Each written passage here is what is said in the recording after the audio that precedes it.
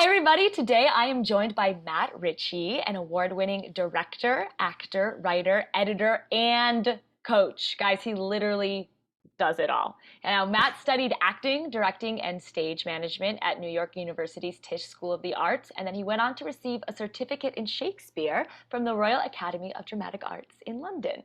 He is also the creator of Storycrafting, a one-on-one guidance aimed at bringing out the best of you, creating goals, and bringing your project to life. Matt, thank you so much for joining me today. Thanks for having me. So good to see you. So good to see you. So we're just going to start out very broad. So just tell us a little bit about who you are and how you got to where you are today. Well, I started out acting. I was one of those, the cliche of like you come out of the room tap dancing. I was one of those things. Like I was always supposed, like I always knew I was supposed to do this. When I was I remember I was in second grade and my parents signed me up for one of those after school classes for acting. And they had you, oh, well, why don't you write your own story and we'll do a kind of thing.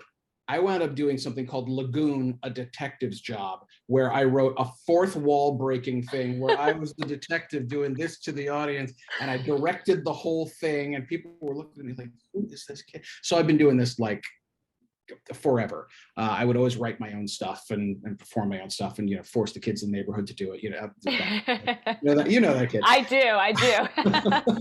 Had our own rock band who couldn't actually play anything. Yes.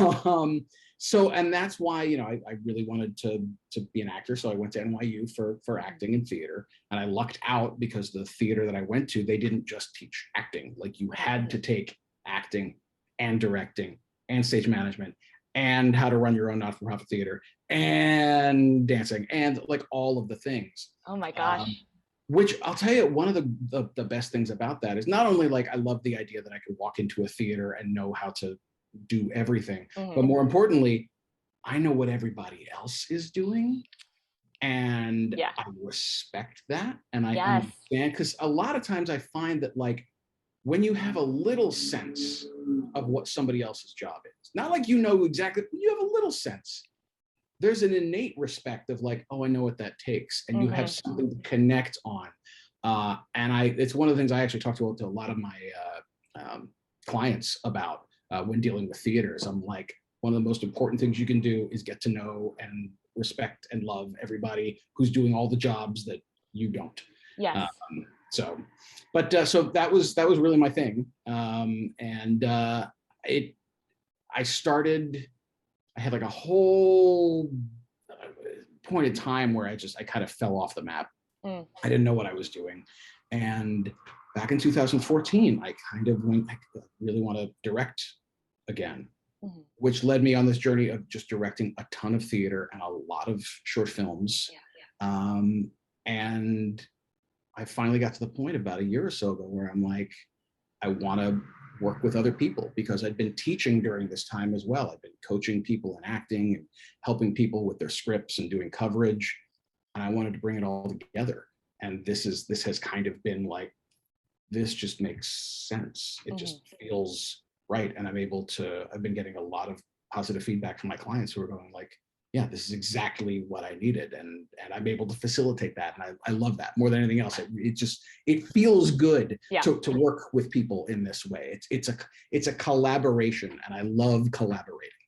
I'm kind of jumping ahead there, but you said something interesting about bringing it all together. And so is Storycrafting, is it more than just story writing that you're teaching? Like, are you also teaching people how to direct the piece they write or act in the piece they write? So I guess I'll kind of like jump ahead. And just tell us a little bit about Storycrafting and when and why you started it, what you teach, and how you came up with your technique for teaching.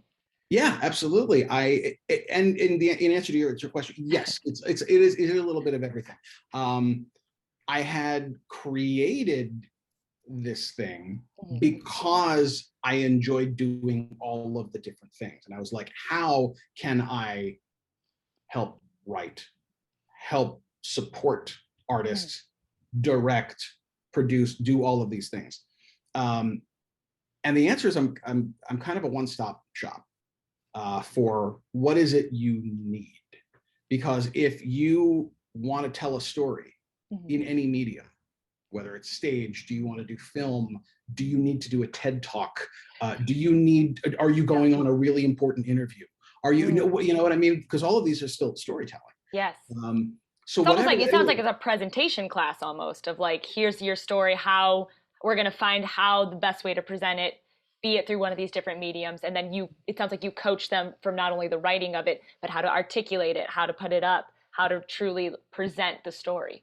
Yeah, it's not necessarily a presentational thing or an acting thing, although it certainly can be that, depending on what the client needs. You know, I mean, I really want to, I kind of tailor myself to whatever is needed in the moment. But yes, very much that it's, you know, we find out what it is that the client wants. Like, what do you want? What are you looking for? What is your idea? What is your central focus? What is the plan for this? And now let's talk about the best way to achieve that. And you know, you brought up something really interesting, where I talk about Star Wars a lot, and I don't talk about Star Wars a lot just because I love Star Wars. But the great thing about Star Wars is, you know, that has the structure that all of the big Hollywood movies these days are like, you need to go with that structure. This is the classic Hollywood Western civilization aspect of storytelling, right? There are certain guideposts that you need to get to, which guarantee ups and downs and character arcs and that kind of thing.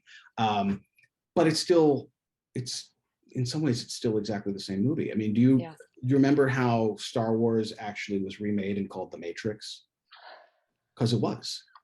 It's the same story. Is it the hero's journey structure? Yeah. Is that, yeah. It's exactly the same. The characters are the same. Morpheus is Obi-Wan. Neo, it's exactly the same. You're totally right. But it's totally different. And the same but different. Yeah, that's the thing that I always try to get to, is it's like, that's why, you know, Picasso says you got to learn the rules in order to throw them away and bring in the art. And that's really kind of what I come in with as a basis of, let's take a look at these structural things that can support whatever it is you're trying to say and make it deeper. And then the important part of that is going, okay, now how about you? What is important and special about what you care about? What are you trying to say? And how are you saying it in a way that no one else says that? Because even if you're saying the exact same thing that everybody else, you're not, because you're different. Yeah. You know, it's like, I liken it in some ways to, you know, you mentioned I went to school for Shakespeare, so I talk about Hamlet a lot. How many people have played Hamlet? Right.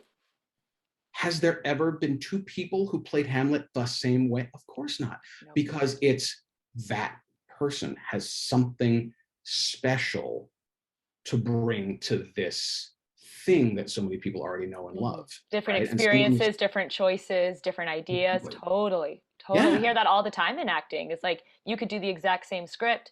5 people will have completely different takes, completely different ways of responding with it. 100%. I love hearing you talk about that in relation to writing. Yeah. Oh, exactly. And I actually think it's the same way in any form of art, because you're right. It is brought up a lot in acting. It's totally true. But I think it's also the same thing for directing. It's the same thing for writing, you know? Yes. So yeah, that's what I like to kind of drill down. And yeah, that's really my thing. I have a lot of fun with that. That's fantastic. I love that you mentioned mediums, because the different mediums of writing, because that's something I wanted to talk to you about, is how do you help a person assess which medium is going to be the best vessel for their story? Because I'm assuming a lot of people sometimes come in with like, I have this great idea for a play. And have you ever had to be like, well, actually, the scope and the type of story you're trying to tell would fit better in a pilot or in a movie? How do you help people break down their stories, and kind of what are the things in each story that make you go, oh, this would work for that medium or that medium, or it's better as a solo show versus a play? I feel like it's a cop-out to say it totally depends on the client. But here's the great thing though. The great thing is that structure doesn't designate medium. So there certainly are situations where somebody wants to do this, and it seems like what they're talking about is what they really mean is they want to do this thing, but they've got their heart set on this medium.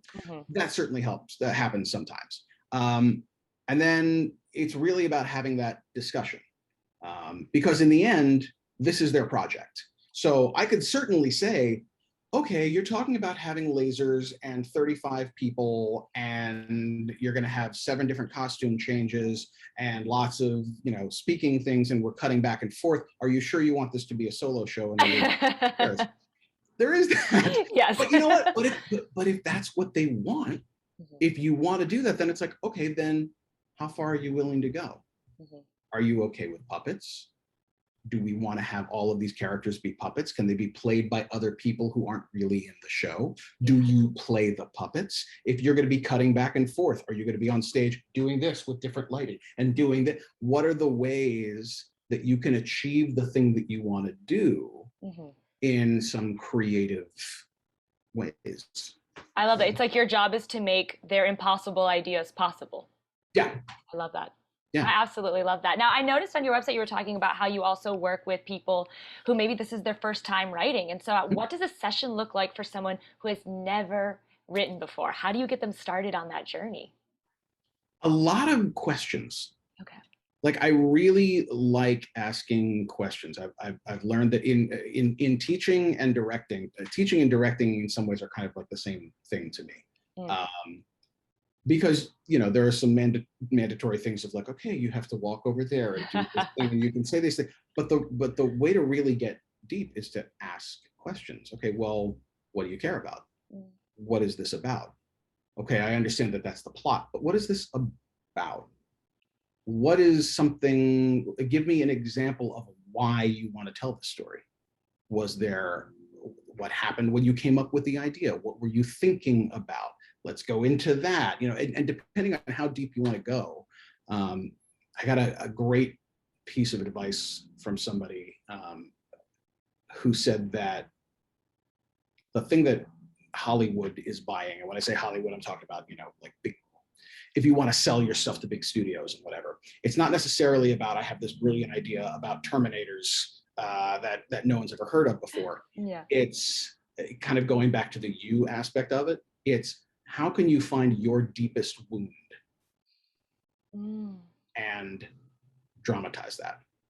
And that's where it's different for everybody. Do you mind if I give you an example? Oh, please do. Okay, so I typically was not a fan of solo shows.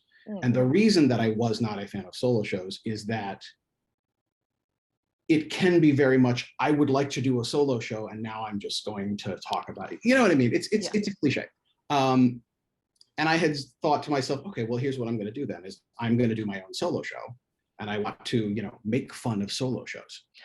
That was my initial thought. But which sounds a little, horrible. And but here's what happened in going through that process. I learned to love solo shows. And here's why. Because the reason that the really good solo shows work is they find something so personal and so connected, and they find a way of expressing that to the audience so that the audience connects and is there and is with that person the whole time. So I wrote a show called Black Boxing because I knew I needed to do something. I was going to write a show about being an actor. Okay. I was really good friends with a stage manager. And I was like, what if we did a show together where it's like, it's a solo show about a terrible actor who's trying to do a show and he fights with the stage manager during tech, and the stage manager, to get back at him, screws up all of his tech during the show. Oh my gosh. That's the but then going back to that idea of the deep wound, why would that person be doing that? Why would they be so controlling? Why would they? What is it about the show that's so important to them to get out that they maybe haven't even gotten out in the actual show? Yeah. And I personally really struggle with depression sometimes, like suicidal, bad, deep depression. And I went, okay, so I'm going to write a riotous comedy about suicidal depression. And I'm not going to talk about depression. I'm going to have somebody who's just excited to do these goofy and stupid things, and he's not going to know what he's doing. And by the end, you start to realize, oh, he's literally doing this show to try to show that to his parents in the audience, who he sets up in the front row, that I'm suicidally depressed and I don't know how to tell you. I have to put on a giant show in order to tell my parents that I'm depressed. And at the end of the show, his parents don't show up. Oh God, I just got chills. Oh, And yeah. so the stage manager comes down and just listens to him say things normally rather than putting up a giant show. And the stage manager says, "You're going to be okay," which is all he needed to hear in the first place. Yes. And so by using that core thing of the thing that like hurts, which is a scary thing to do, by the way, you know, it is, you know, to this work and the stuff that I work, you know, when I'm working with my clients, that's the part that's understandably frustrating and scary, because that's showing that part of yourself, being that vulnerable can be scary. But it's also the thing that everyone connects to, because everyone has the same emotions.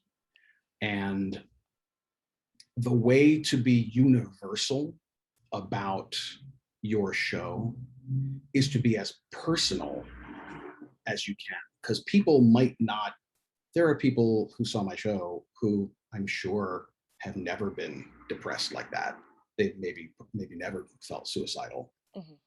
But there's something about the way I felt that they understood. They felt that way because of other reasons. And that's what they connected to, right? So that is my ultimate goal, is trying to help people get to that place and build a structure around it that audiences will be so swept along that they'll be wrapped the entire time. They'll just be stuck in this whole time. So I love that. And it sounds like you create a very safe space and safe environment to be able to, because I know that can always be such a hard part of the writing process, is absolutely just say it. Sometimes it's people's first time saying that stuff out loud, saying it to another person, and then to channel that into work, knowing that that work is then going to be shown to other people. I'm sure that's, I mean, it's so necessary, and I totally agree with you. It's when some beautiful, beautiful art comes out of it, but it's terrifying, and so it's wonderful to hear that, you know, you're going on that journey with them. 100%. I love that. I love that. Well, I know you have a talk coming up a little bit about story crafting. Can you tell us a little bit about the panel that's coming up, how people can watch it, and where they can find it? Sure. I have got I'm talking with my friend, Tom Cavanaugh. Tom Cavanaugh is a brilliant writer, a great director. He's got a show at the Hollywood Fringe Festival now called Now, which actually I'm in, which has been very fun. I'm back of the boards this tour. It's all online, by the way. He's done this show for about a year now, virtually. It's very cool. Yeah, it's a really cool show where like all of the actors are just in their own rooms, but there's some actors in LA, there's some actors in New York. They're like from all over the place doing the show at the same time. And we're going to have a conversation about page to stage is what it's called. And it's a mixture of some of the story crafting stuff that I'm talking about, like how to take your ideas and kind of bring them to the next level, or, you know, shape them. And also what Tom is doing, which is, you know, he's been doing that for a very, very long time. And now he's bringing it to Zoom. And we've hit, because of the pandemic, we've hit this place where a lot of stuff has to be remote, you know, and he's been very successful in doing that. And rather than ignoring the fact that we're on Zoom, okay, all right, we're on Zoom, but I'm just going to do things exactly the same way that I would normally do them and stand in my, how do you write and create for this medium? The story's going to have to be the same. You know, we were kind of just talking about it, like Star Wars is the same thing as The Matrix, except it's totally not. It's the way it's told. It's not the story. it's the way the story's told is what Yes. really grips people. And so by talking about a little bit about the structure of things and some interesting and unique ways that you can use structure, that's what we're going to be chatting about. We're going to be doing that on August 15th, by the way, that's Sunday. And it is going to be streaming on, we've got a Zoom link. You can go to the Facebook event page. And once again, it's called Page to Stage. Page to Stage on Facebook. Yes, indeed. Excellent. And also going to be streaming on YouTube Live as well. So it's going to be all of those different platforms. You can check it out and send in questions. We're answering questions and stuff like that as well. What time is it going up on Sunday? That is going to be at 5 p.m. 5 p.m. That's 5 p.m. Pacific. 5 p.m. Pacific. Excellent. So 8 p.m. Eastern time. Eastern. Yes, exactly. Fantastic. So I'm going to wrap us up here. I just have 2 final questions. Sure. I just wanted to know, is there anything I should have asked or anything you want people to know either about you, either about story crafting, or even just about writing? You had already mentioned some of the best writing advice you had gotten. I was curious if there was any also that you typically give out. So I know that was kind of 3 questions in one, but I'm counting it as one. So. No, that's okay. That's all right. Yeah, I mean, really, I think the biggest one for me that I kind of, and I might have mentioned this already but I kind of knocking it over the head a couple of extra times is the idea of universality by being specific. It is very easy and understandable to think, I'm just going to write some very general things so that everyone can understand, right? You want to reach as big an audience as you possibly can. So you think, I'm going to write just as generally as I can.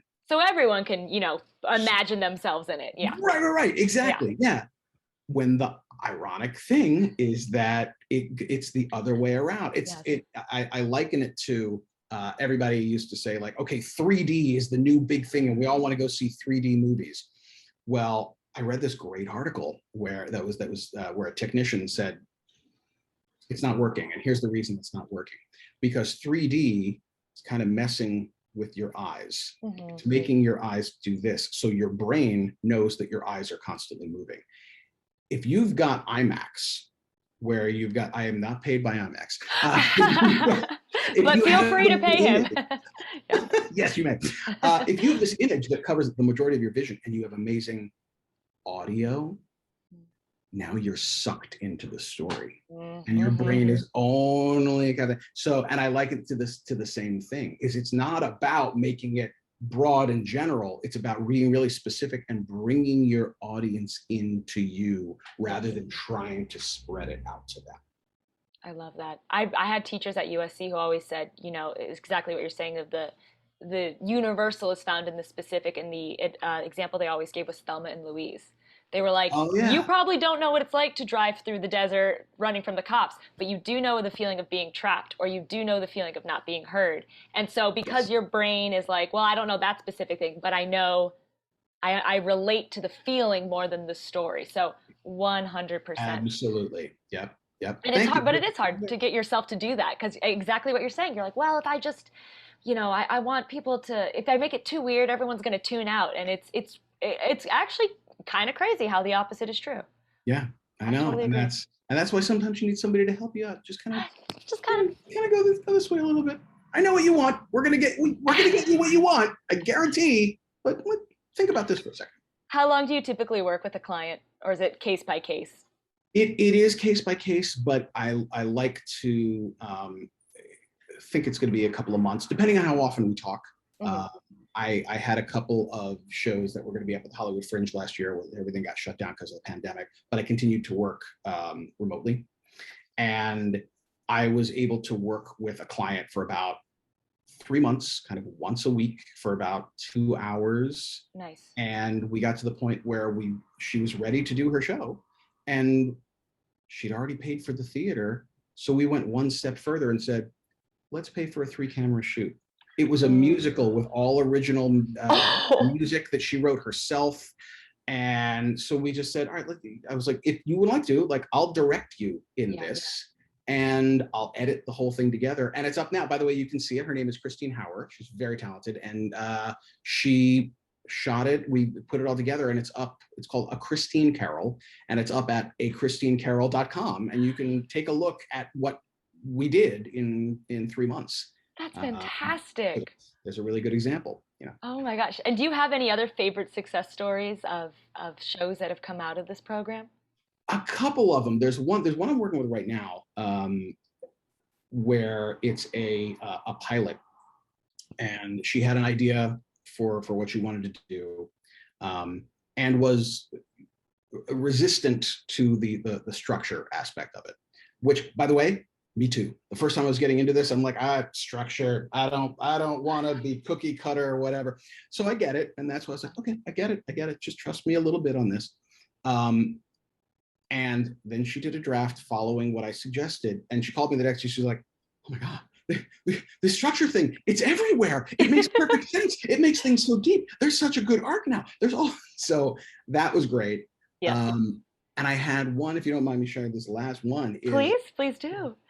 I was actually doing a coverage in some ways, because I do a lot of screenplay coverage as one of my jobs. And I was doing coverage / story crafting for someone. And I read the script, and I did several pages of coverage. And we spoke, and she said, okay, great. And she's like, wow, but what about this one thing? And what do you think about this? And that's when I tapped in.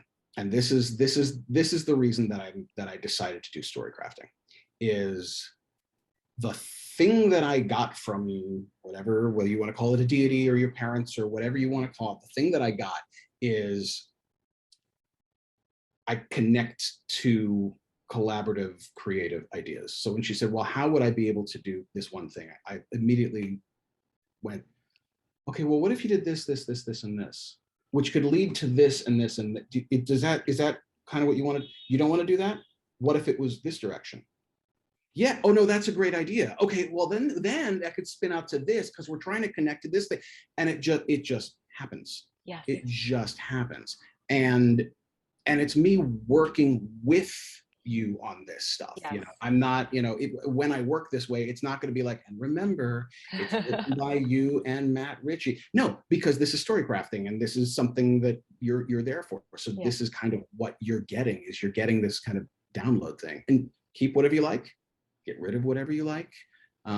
It's a real collaboration, and that's what I always find exciting, is working with someone. And something just happens when you say the ideas out loud. There's something about getting them out there, because I feel like at least in my own writing, I know there's a lot of hesitancy to put it on the page, because that feels very permanent. And so there is something about just having somebody, a sounding board really, of just like, hey, we're going to spitball some of these ideas, and they're going to snowball into this creation, and then we can put it on the paper. We don't have to feel so married to it. We don't have to feel like, if I put this down, it can't change. So I Absolutely. 100% agree with that. Well, amazing. Thank you so much, Matt. How can people learn more about you? Can we follow you? Give us all your socials, your websites. Absolutely. Well, there is the whole Facebook thing that I am on there, is Storycrafting. I have an Instagram, which is Storycrafting LA. You can also follow me at Matt Ritchey LA if you just want to, see the pictures of otters that I post, because I'm very into otters. And my website is storycrafting.biz. And if you want to get in touch with me, email me. That is kind of your best bet, is to go there and send me an email, because I'd love to chat and see what's going on with you. Fantastic. Well, thank you so much for joining us today. And guys, remember to check out on August 12th, this Sunday, correct? 15th. 15th. COVID has scrambled my brain. I get it. August 15th at 5 p.m. Matt will be doing a free virtual panel on From Page to Stage. You are not going to want to miss that. This was just a little nugget of all the information I know he's going to be giving us on Sunday. So be sure to tune it in. And thank you again, Matt, for joining us. Thank you, Julia. This was awesome. I appreciate it.